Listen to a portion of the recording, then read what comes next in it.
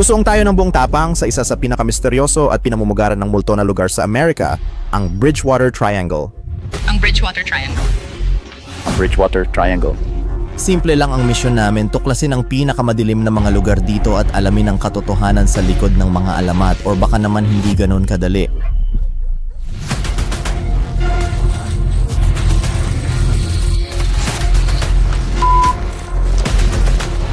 Ang totoong pagsubok ay magsisimula sa Hockomock Swamp na tinatawag ng mga katutubong Amerikano na lupain ng mga patay. Sabi-sabi, dito raw nakatira ang mga espiritu, unidentified flying object, pakwajis at si Bigfoot. May night vision at gamit sa ghost hunting. Papasok ako sa legend para tuklasin ang nandoon.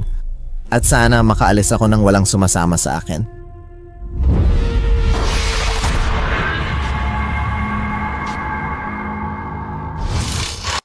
Sa timog silangang Massachusetts, may lugar kung saan magkadikit ang alamat at realidad. Wala ito sa opisyal na mapa pero alam na ito ng mga lokal sa loob ng maraming henerasyon. Isang di nakikitang tatsulok na nag-uugnay sa Abington, Freetown at Rehoboth na sumasaklaw sa halos 200 milya ng makakapal na kagubatan, maputik na latian at liku-likong daan. Ngayon, kilala na ito bilang Bridgewater Triangle, ngunit nagsimula ang kwento bago pa man ito tawaging ganoon. Matagal bago dumating ang mga kolonisador, ang lupang ito ay tahanan ng mga katutubong Wampanoag.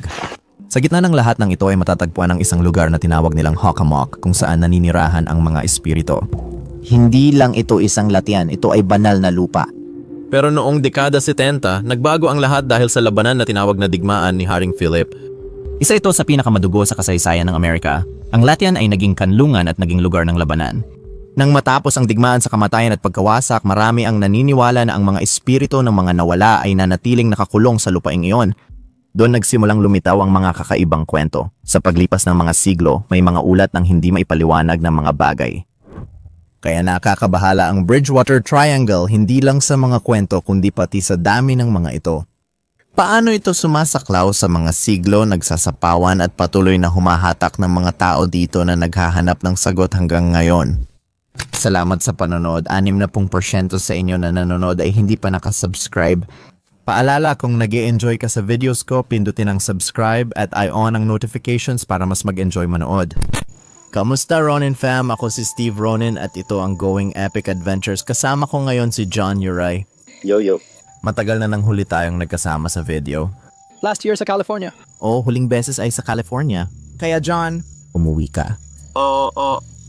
Sa loob ng isang buwan, at nag-uusap-usap kami at sinusubukang magplano ng isang bagay. At ngayon ang araw na gagawin na talaga namin ito. Kaya makikipagtrabaho ako kay John at idodokumento namin ang Bridgewater Triangle. Uy, nakakatakot. Nakakatakot. Maraming kababalaghan, maraming paranormal na aktibidad, mga nakakita kay Bigfoot, mga orbs. Mga multo, mga paranormal. Lahat ay literal na nandito. And sa na ngayon, nandito kami sa isang bayan na tinatawag na Freetown at nasa timog silangang bahagi kami ng Tatsulok. Oo, medyo gabi na pero ayos lang. Marami akong flashlight at kasama ko rin ang lalaki sa likod ko. Yo, Sisi. Oo, tiyak na tutulungan niya tayo. Ang laki ng katawan niya, kaya niyang labanan ang mga demonyo. Sana magustuhan ninyo ang dokumentaryo at magsisimula na kami. Dumating kami sa Freetown State Forest habang palubog ang araw sa likod ng mga puno. Hindi ito magandang oras para mag-explore. Isa ito sa pinakakilalang multong kagubatan sa Massachusetts. Pupunta kami sa lugar na Assinet Ledge. Isang bangin na napapalibutan ng madidilim na alamat tungkol sa mga multo, aktibidad ng kulto at matinding pakiramdam ng takot. Habang lumulubog ang araw, alam namin kailangan namin kumilos agad. Habang naglalakad kami papasok sa gubat, napagtanto namin kung gaano pala kalayo talaga ang bangin. Aabutin ng ilang oras kung lalakarin lang papunta roon. Kaya bumalik kami sa kotse, umaasang mas mapapabilis namin ang paglalakbay bago gumabi. Palubog na ang araw. Tumating kami dito sa hindi magandang oras pero dinala ko naman ang e-scooter ko mula sa Cabo. Kaya saludo sa kanila.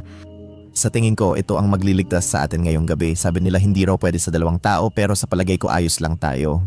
Ayos lang. Kailangan lang nating dumiretso pababa sa... Kailangan lang nating umiwas. Sandali lang sa daan, iwasan mabangga. Tingnan natin, Steve. Umaasa kaming makakatulong ito para mas marami kaming marating bago gumabi.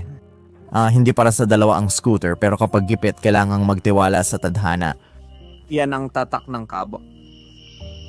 Oh, Pare, ito talaga ang pinaka-cool na scooter. Umalis kaming may pag-asa, habang lumalalim, lalong tumahimik ang paligid. Walang signal, walang palatandaan ng buhay, puro puno at anino lang. At bigla na lang, may isang tao at ang kanyang aso na lumitaw na walang kahit anong palatandaan ng pagiging magiliw. Kumusta? Kumusta? Aso yan. Tapos bigla itong sumugod, may asong humabol sa amin sa daan. Bilis, bilis, bilis. Tumakbo ako at piniga ang throttle palayo. Sige. Visit na lugar na to. Kung wala yung scooter, di ko alam anong mangyayari. Pagkalabas namin ng gubat nung gabi, nagpatuloy kami kinabukasan patungong Timog Kanlurang Bridgewater Triangle sa isang kilalang kalsadang kinatatakutan ng mga lokal at paranormal investigator.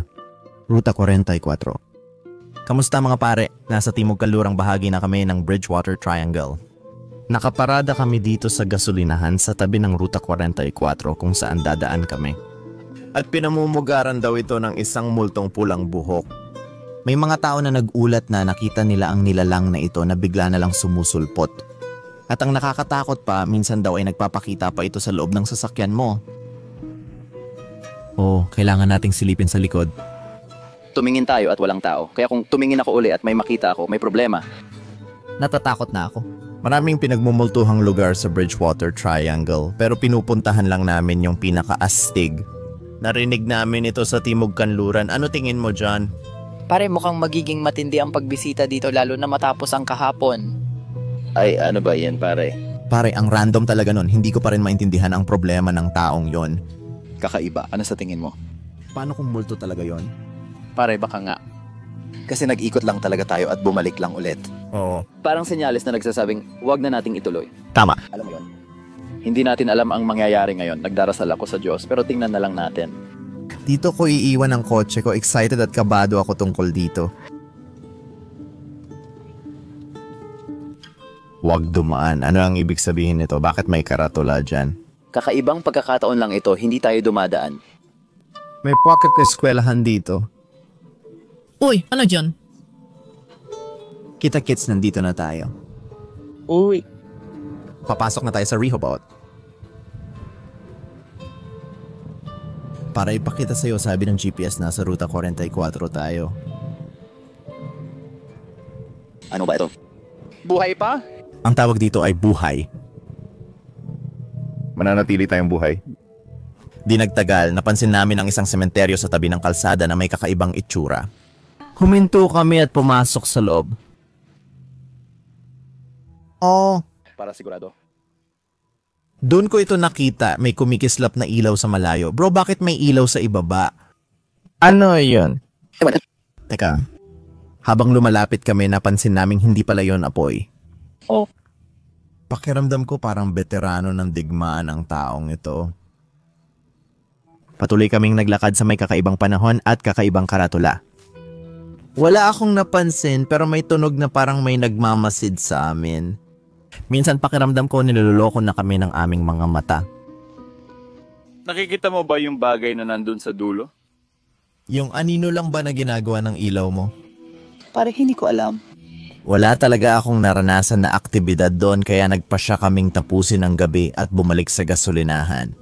At habang nag-iimpake kami, tinanong kami ng babaeng nagsasara ng tindahan kung pwede naming tulungan na paandarin ang kanyang kotse gamit ang jumper. Nung panahong yon, na-interview ko siya at ito ang sabi niya. Nagmamaneho ako pa uwi. Ibang lugar. At kita mo malabo na ito. Literal na malabo na talaga ito. At ang dati kong nobyo ay nakatira dito ng mga 8 taon. Sinabi at nakita rin niya yon. Oh, Sabi ko, oo nga, sige bahala ka na. Isang gabi nakita ko yon, pero para sa akin malabo. Pero yun yung pulang buhok at ako'y parang sa ikatlong araw namin sa wakas ay tinungo na namin ang pinakakilalang lugar sa buong Bridgewater Triangle, Hockomock Swamp. Nandito na tayo mga pare. Nandito na tayo, Hockomock Swamp. Hockomock. Latian. Alam mo ba kung ano ang ibig sabihin ng Hockomock? Anong ibig sabihin nun? Alam mo? Ibig sabihin nito ay lupa ng mga patay o lupa ng mga espiritu. Nako. Parang Aokigahara. O medyo... Grabe, alam mo yun? Kaya, ang lugar na ito ay libo-libong taon na ang nakalipas. Oo, dito naganap ang digmaan ni Haring Felipe. Oo, dito halos naglaban ang mga katutubong Amerikano at mga nanirahan. Grabe.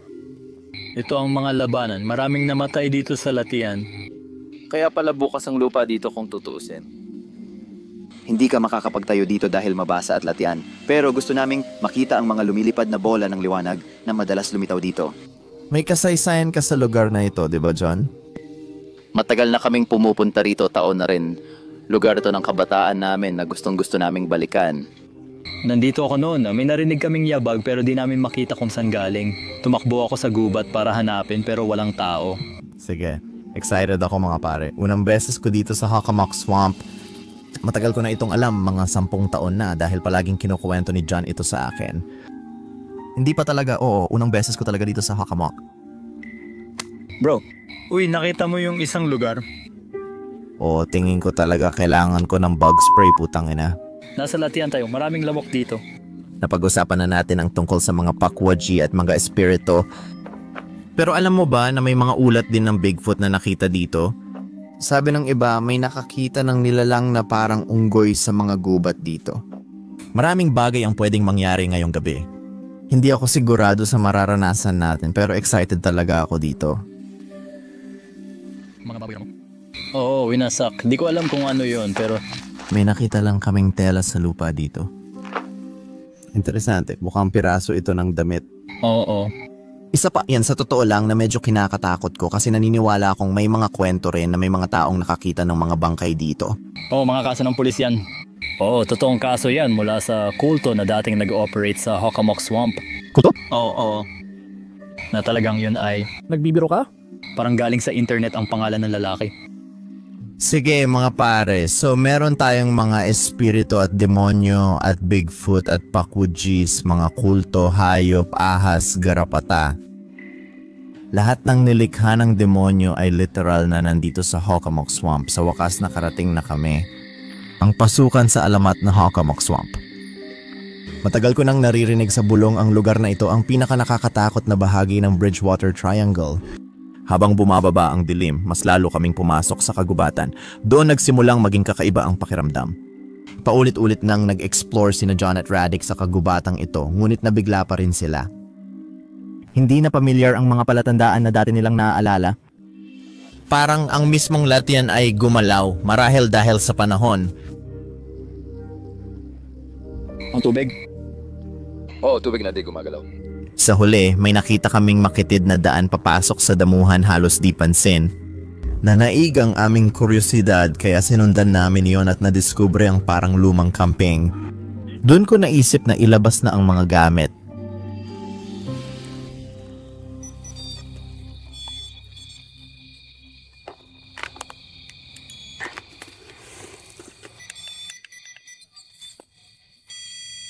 Dahil sa pagbabago ng temperatura kaya niya ginagawa yon. Naalala mo ba nung sinabi kong lumalamig na? Nanginig talaga ako noon. Ang wild nun. Ibig sabihin bumababa na ang bagyo. Ang bilis. Oo nga, ramdam kong mas malamig na. Ramdam mo rin, di ba? Mas malamig na pakiramdam ko ngayon. Sige. Mga pare, ano sa tingin niyo sa buong karanasang ito? Matagal-tagal na rin bago ako nakabalik dito pero mas masaya ngayon dahil kasama ko kayo na hindi ko pa nakasama dito noon. Hindi pa nakakapunta dito si Steve kaya mas nakaka-nostalgia talaga. Nakakakilabot kasi sunod-sunod yung mga nangyayari, di ba? Uy, teka lang. Ano yun? Pwede ba nating akyatin yung puno na yun? May mga bagay na naghahagis ng kung ano-ano mula sa mga puno. Pakwuji kaya yon. Siguro. Hindi ba parang unggoy ang itsura nila? Pangalawang beses ko na itong narinig ngayong araw. Yun pala yung mga bagay na hinahagis habang ang layo nyo pa sa likod ko sa trail at naglalakad lang ako. Ardilla pala yun. Nang babato ang squirrel, binato ako. Ngayon lang ako binato ng squirrel. Oo.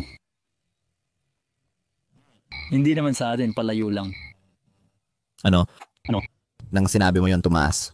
Sige, hindi ako nagbibiro. Magandang senyales yan. Narinig ko lang.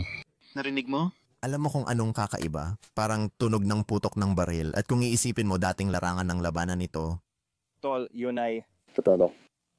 Kumusta? Ako si Radic. Kung may gustong makipag-usap sa amin dito sa gubat, lumapit lang kayo. May mga kagamitan dito na makakatulong sa ating komunikasyon. Kung may gusto kayong sabihin o kung gusto ninyong ipakilala ang inyong sarili, tinatanggap namin kayo at bukas kami na makasama kayo dito sa tabi ng apoy. Alam ko na dati mahilig kayong magpaapoy kasi parang mga katutubong Amerikano, alam niyo na. Wala kaming masamang intensyon, narito lang kami para makipag-usap. Alam niyo naman, oh.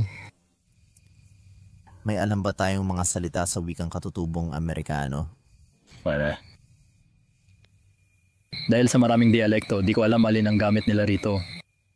Pare, may naisip akong bagong ideya. Ano? Narito na sila. Dumating na sila. Narito na sila. Salamat sa pagpapakilala mo. Sa tingin mo, kaya mo bang gawin ulit yon? Nandito lang ako. Oo, malinaw pa rin kita naririnig. Masaya subukan ng bagong teknolohiya. Walang problema, huwag mag-alala. Oo, nandito kami ngayon sa Hockomock Swamp, nakaupo sa gubat at sinusubukan makipag-ugnayan sa mga espiritu. Alam mo ba anong Native American na wika ang ginamit nila dati? Oo, ang Hockomock Swamp ay bahagi ng tradisyonal na lupain ng Wampanoag na nagsasalita ng wikang mula sa Algonquian. Kung gusto mong makakonekta o malaman ng background, iyan ang konteksto ng kultura. Sabihin kung kailangan mo pa ng detalye. Astig talaga ito. Oo. Pwede mo bang sabihin, pwede mo ba kaming tulungan makipag-usap sa mga espiritu ng katutubong Amerikano dito gamit ang wikang Algon-Elgon? Oo, talagang nakakatuwang karanasan na nandoon at pag-isipan ng koneksyong iyon. Hindi ako bihasa sa Wampanoag, pero maaari kitang bigyan ng magalang na pagbati. Halimbawa, sa Wampanoag, pwedeng gamitin ang wichisa bilang pagbati na ibig sabihin ay magandang araw o mabuti. Kaya gusto kong magsalita ka sa wikang Algonquin. Sasabihin namin ang Ingles tapos ikaw na lang magparating para sa amin, ayos ba? Nakuha ko, siguradong matutulungan ko kayo dyan. May mga mandirigmang namatay ba sa gubat na ito nung digmaan ni Haring Felipe? Nandito pa rin ba sila ngayon?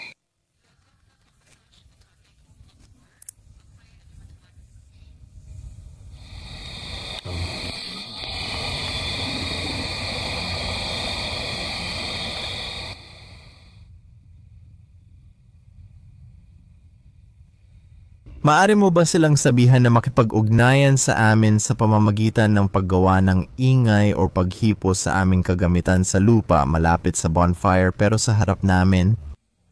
Siyempre, sa Wampanoag, sasabihin mo ng ganito, pisyo na mato akakush ni swush-wish kuye at wata, akwe wish ka to kamok. Oh, gumana yon. Nakakabaliw. Grabe, nakakabaliw yan. Pakiusapan mo sila na Isa pa. Pakiusap, ipaalam sa kanila na kung nandito sila sa gubat at komportable, sana lumapit sila para makilala namin sila or kung gusto nilang makipag-usap at magkaroon ng bagong kakilala.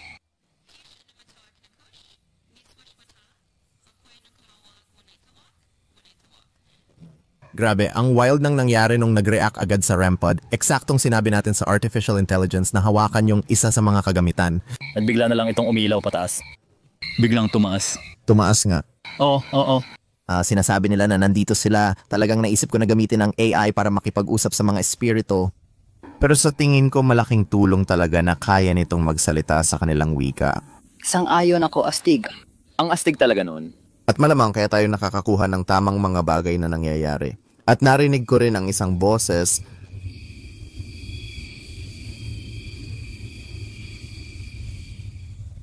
Uy, pwede mo bang ipaalam sa mga espiritu na wala kaming masamang intensyon at pumunta kami dito ng mapayapa at sana huwag nilang saktan o dumikit sa amin dahil nandito lang kami ng may paggalang para matutunan ang tungkol sa lupang ito at gusto rin naming makipag-usap at sana matulungan kami ng mga espiritu na matutunan ang tungkol sa lugar na ito. Sa Wampanoag, sasabihin mo ng ganito, Nuopan na mamong akwe anumatuak na kush no hopakot akwe na yun tak ni pusyuramak no tapatomon wapa na otok winito wakwapa na otok. Sige, salamat. Pwede mo ring sabihin na pwede silang makipag-usap sa iyo gamit ang teleponong ito. Oo, ipapaalam ko na pwede silang magsalita gamit ang teleponong ito. Ano matuak na ko siya kwe-wish kuye at watawa pa na otokuta ni swish-wish phone. Sabihin mo sa kanila na maaari silang magsalita sa sarili nilang wika at isaisalin mo ito sa English para sa amin.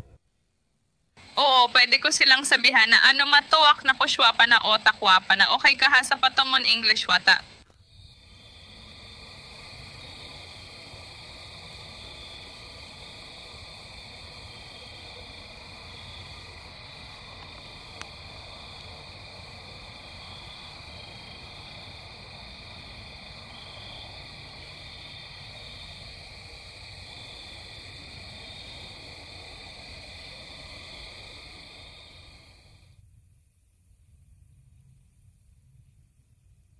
Meron pa ba sa inyo na kasama pa rin namin? Ako ni Swishwa ka o maaring nag-move on na lang sila or wala sila dito ngayon. Kung nandito ka kasama namin o kung may sino man dito, kung kailangan mo ng enerhiya, malaya kang kumuha ng enerhiya mula sa alinman sa mga baterya ng aming mga gamit at maaari mong gamitin yon para makipag-ugnayan sa amin o iparamdam ang iyong presensya ng mas malakas.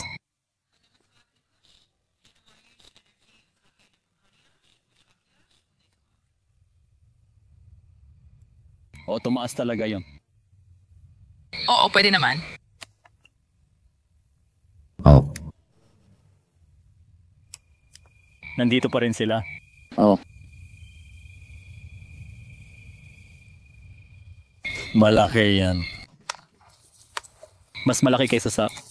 Yan, ayat wadap mga yapak. Oh, yung malalaki, hindi tao pero siguro... Yung tunog na yon ay senyales na sobra na ang tagal namin doon kaya nagpasya kaming umalis. Kaya dumating na kami dito sa lokasyon ng lawa. Nakita ko na talaga ang lugar na to online, may mga litrato pa at ito ay isang sikat na lugar para sa mga kababalaghan, multo at mga nilalang sa alamat.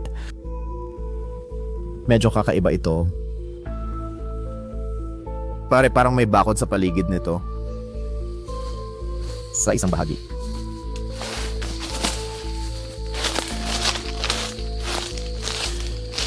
Fred, ganito na ba ito dati?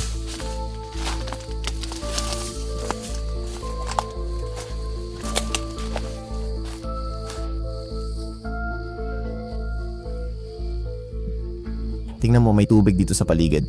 Ito ang latihan. Natuyo na ang mga latihan. Pare, may mga tao na nagdala ng mga all-terrain vehicle nila dito. Grabe, basa pa rin. Putik dito. Bigla naming naramdaman na may nanonood sa amin at walang babala. Nagsimula akong makarinig ng mga ingay sa paligid namin. Diyos ko. Hello. Hello. Pare, parang napapalibutan tayo. Sige, may yabag sa paligid. Isa doon at isa dito mismo. Pare, parang talagang napapaligiran tayo ng kung ano man. Sa likod ng mga puno. May ingay dito, tunog ng pakwaji. Naririnig mo ba pare, galing sa paligid?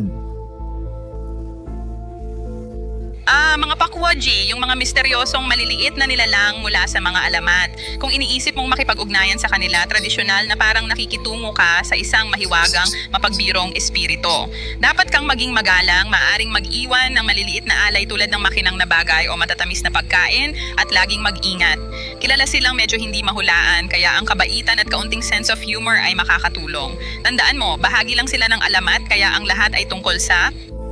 Sige, ano ang dapat nating ialay? Meron ba tayong makinang na bagay? Ibig mong sabihin tama ano yan sa leeg mo? Kwintas na bigay ng lola ko yan. Hindi ko yan ipamimigay. Huwag mong sabihin yan, magagalit sila. Okay lang, pwede silang magalit kasi hahabulin pa rin tayo. Binigay ito sa akin ng nobya ko, okay? May nakita akong makinang. Gawin ko ba, guys? Ako lang ang walang makinang na bagay. Sabihin na natin, kung may sino man sa mga Pakuji na gusto ng makinang na bagay mula sa amin, kahit anong alahas, huwag kayong mag-atubiling lumapit at subukang kunin ito kapag hindi kami nakatingin. Huwag mong subukan. Mga tosong maliit na mapagbiro. Huwag mag-alala, mapagbiro kami. Oo, parang ganun nga kami. Magbiro ka nga. Oh, magbiro ka, Radic. Ilang pola ko ang kailangan para magpalit ng bombilya? Sa kanila mo sabihin. Ilang pola ko ang kailangan para magpalit ng bombilya? Hindi ko alam yan. Isang humahawak ng bombilya, 99 umiikot sa bahay. Hindi ko maintindihan. Di ko maintindihan. Ang mga Polish ay medyo mabagal mag-isip. Sa tingin ko hindi sila matatawa dyan, Radic. Sige. Patawad. Pasensya na. Huwag mong pakinggan ang kaibigan ko. Ayos lang. Oo, di naman masyadong nakakatawa. Sa tingin ko, nakatayo lahat ng patpat na ito. Pare, naaalala ko yung ulo ng Pakwaji parang nakabaon sa lupa. Alam mo kung ano pa ang naalala ko dito, parang... Naalala ko dito ay parang sementeryo. Tama. Tumingin ka muna sa damo.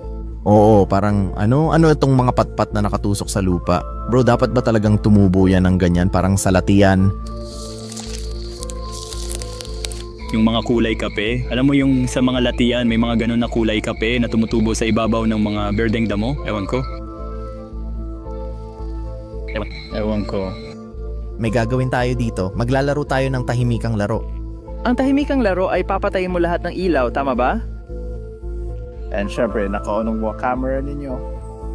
Pero makikinig lang kayo sa kompletong dilim. Doon na nagsimula ang mga kakaibang pangyayari at phenomena dahil ngayon ay... Sa totoo lang, magandang lugar ito kasi sa ngayon parang naririnig natin ang mga Pakwajis sa paligid natin. Kaya baka may iba pa silang gustong iparating sa atin. Tama. Makakarinig ka pa ng mas maraming ingay. Nasa isang lugar tayo na madalang puntahan ng tao dahil laging may tubig. Totoo yan, alam mo? Oo, tama ka. Handa ka na ba para dito? Oh, gawin na natin to. Simulan na natin ang laro ng katahimikan. Papatayin ko na ilaw ko mga pare. Naka-on ang night vision camera, kaya makikita nyo pa rin. Sige mga pare, handa na ba kayo? Handa na isa. Isa, dalawa, at tatlo. Tatlo? Oh, mga bituin. Oo. Nakita mo ba yon? May parang literal na kidlat ng liwanag na dumaan lang sa mga puno. Hindi na. Hindi ako nagbibiro. Nagbiro. Yun ay isang Pakwaji na naman. Ayan na. Hindi, tingnan mo. Patuloy mong tingnan dito. Nakita ko ulit, oo. Bro, literal na mga orb yun. Oo, may mga orb. Bro! Hindi na sila alitap-tap tapos na ang panahon nila. Ay, putek, ang lakas nun. Uy, nakita ko yung bilog na liwanag. Pare, ang weird talaga nun. Oo, nakita namin sila pero ang hirap lang talagang makuha sila sa camera. Yun ang problema. Ang mahalaga, nakita natin mismo yon. 2 beses pa nga. Walang... Hindi yun, aeroplano. Masyadong mababa yun. Medyo malaki. Oo, merong... At nangyari dito sa iba't ibang direction. Nasa ibaba ito ng linya ng mga puno. Tama.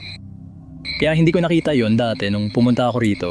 Kaya siguro, kapag sinasabi ng mga tao na nakakakita sila ng mga orb na lumilipad sa gubat, hindi sila nagbibiro. Oo, totoo yun. Oo, makikita mong pumapasok at lumalabas ng mga orb. May mga footage ako nung 2,000 at 14 na nagpapakita ng mga orb na lumalapit sa'yo. Nasa parang... Oo, may mga kwentong hinahabol ka palabas ng gubat.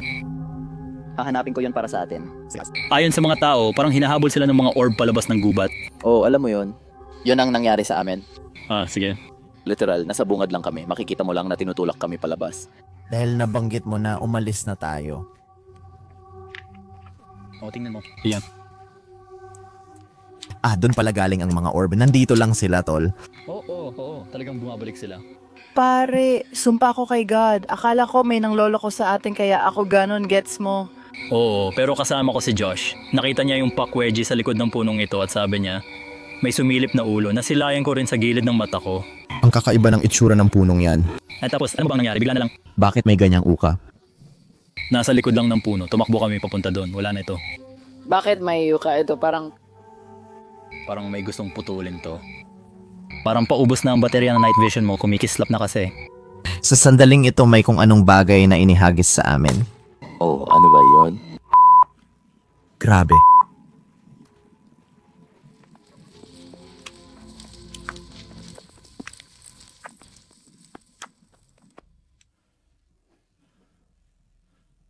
Sige, kumpirmado na may talagang sumusunod sa atin. Diyos ko. Pare, kumpirmado na may talagang sumusunod sa atin mula sa likod. Pare, baka yung nakita mo ang gumawa ng ingay na yon. May nakita akong kung ano sa gilid ng mata ko. Naglalakad lang tayo. Tapos bigla akong may nakita na parang lumitaw sa mga damuhan at nawala agad sa anino. Tapos sa tingin ko mga 2 minuto pagkatapos nun, may malakas na tunog. Di ko alam kung nagre-record tayo nung nakita ko yung mga anino. Wala akong ideya. Kailangan kong tingnan yung footage ko, tol. Hindi ko nga alam kung nagre-record yung camera ko. Oh, Diyos ko. Ayos, nakaalis na tayo. Masaya akong natapos ko na yon sa listahan. Sa tingin ko, hindi na rin ako babalik dito. Oo. Maliban na lang kung gusto ninyong makita pa ng mas marami. Magkikita tayo sa kotse. Pagod na ako makipag-usap. Sige mga pare, kakabalik lang namin sa kotse. At grabe ang naging karanasan namin sa Hokmok Swamp. O mga pare, gusto ko lang agad tapusin itong outro na ito. Malamang gagamitin ko ulit yung original ko pagkatapos nito. Pero gusto ko lang banggitin na pagkatapos ng gabing ito, umuwi na ako at sina John at Radic ay nagpasya na lang magpalipas ng gabi.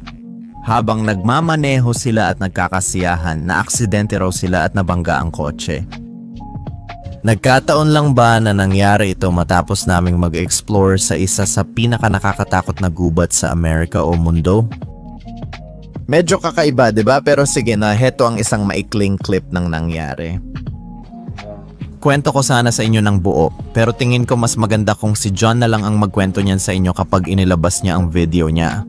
Pero sana talaga nag-enjoy kayo sa video na ito. Balik na tayo sa original na outro. Heto na. Sobrang ganda ng naging karanasan ko na gawin ito kasama ang mga tropa kong sina Radic at John Uray. Yung tropa kong si John, babalik na siya sa California. Ang saya talaga. Naalala ko yung mga lumang araw na sabay-sabay kaming nag-e-explore nun. Yun ang... Sobrang nakakamiss. At masaya ako na ginawa namin itong buong Bridgewater documentary. Pare, alam ko, ginusto ko talaga ito. Matagal na akong pumupunta sa Hokkamok. Kaya ikaw, si Radic at tayong lahat bilang magkaibigan lang, alam mo yon? Talagang napakasaya ng panahon na yon at ang daming magagandang alaala na nakuha namin sa buong karanasang ito. Lakas ng pagkakaibigan. Ano ang masasabi ninyo sa buong karanasan? Nakakakilig yun. Pare, ang saya nun. Nakakakilig yun, pero ang saya talaga kasama kayo. Parang bumabalik ako sa dati, kaya sobrang na-enjoy ko. Sa tingin ko pagkatapos ng buong karanasang ito, naniniwala na ako sa mga Pakuji. Entamas orb at ilan sa mga kwento na sinasabing nangyayari dito. Oo, nakikita sila. Nakita namin.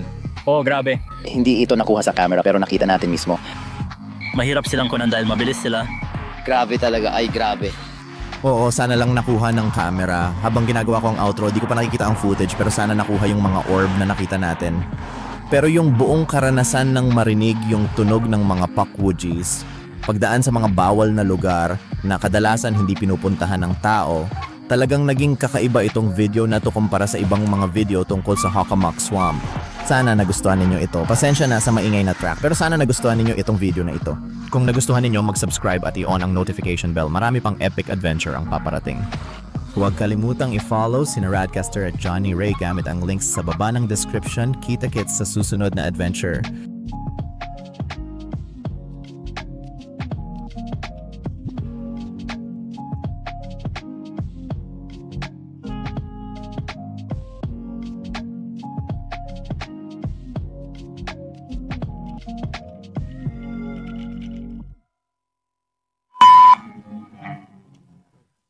Pakweji. Nakakatakot yan. Uy, Radic. Alam mong hindi si Steve it.